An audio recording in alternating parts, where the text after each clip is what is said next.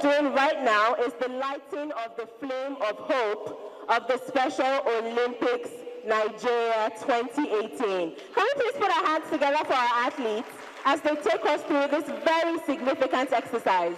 We can see the flame of hope moving around.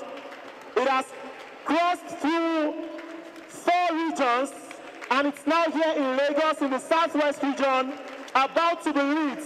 Ladies and gentlemen, put your hands together as the flame of hope is lit. Put your hands together for the 2018 Special Olympics Nigeria. Winner in every category. I assure you we are all winners, and thus we will all celebrate together. As Nelson Mandela said, sport has the power to change the world. It has the power to inspire. It has the power to unite in a way little else does. And this year's theme, Create Inclusive Communities, speaks to unifying nature of sports. On our shows now, Rafael Nadal has beaten Dominic Thiem 6-4, 6-3, 6-2 to win a record 11th French Open title. In the final match, Nadal showed good character to win the first set 6-4, upped his game in the second and displayed his quality on clay in the third.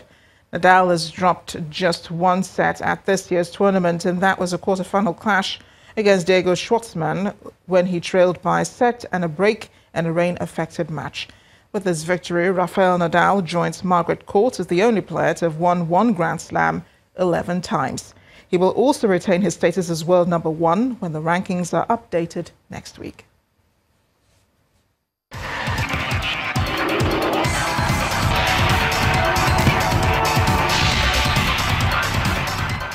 U.S. President Donald Trump has been lashing out on Twitter following reactions by other G7 leaders to his policies, his trade policies at the meeting held this weekend in Canada. Trump's latest tweets criticized the joint communique and accused Canadian Prime Minister Justin Trudeau of engaging in what he called bad faith diplomacy. In recent weeks, trading partners of the U.S. have criticized new tariffs on steel and aluminum imports imposed by the Trump administration. Mr. Justin Trudeau, at a news conference after the summit, reasserted his opposition to the U.S. tariffs and vowed to press ahead with retaliatory moves on July 1st.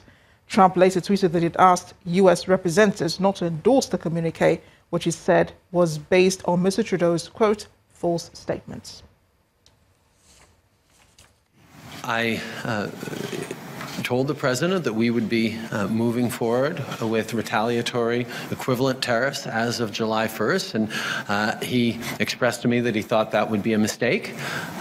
And I certainly agree that it's not something that we want to do. We do not want to harm American workers. We do not want to harm trade between Canada and the United States. But the administration's choice to impose illegal and unacceptable tariffs, illegitimate and unacceptable tariffs to Canadian steel workers and auto workers and on the Canadian economy must be met with an equivalent response. Both Presidents Trump and Kim Jong-un have arrived in Singapore for their historic meeting on Tuesday, June 12th. They will both be staying in separate hotels, though not far from each other, and will be on the resort island of Sentosa in Singapore. The two leaders have had an extraordinary up-and-down relationship over the past 18 months, trading insults and threatening world war before abruptly changing tack and moving towards a face-to-face meeting. The U.S. wants North Korea to get rid of its nuclear weapons in an irreversible manner that can be verified internationally. But President Trump has described his upcoming meeting with Kim Jong-un as a get-to-know-you situation.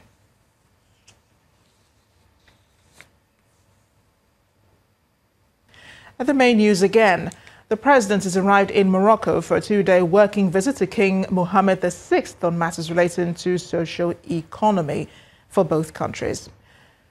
Human rights lawyer Femi Falana has thrown his weight behind the president's conferment of the highest honor in the country on late MKO Abiola.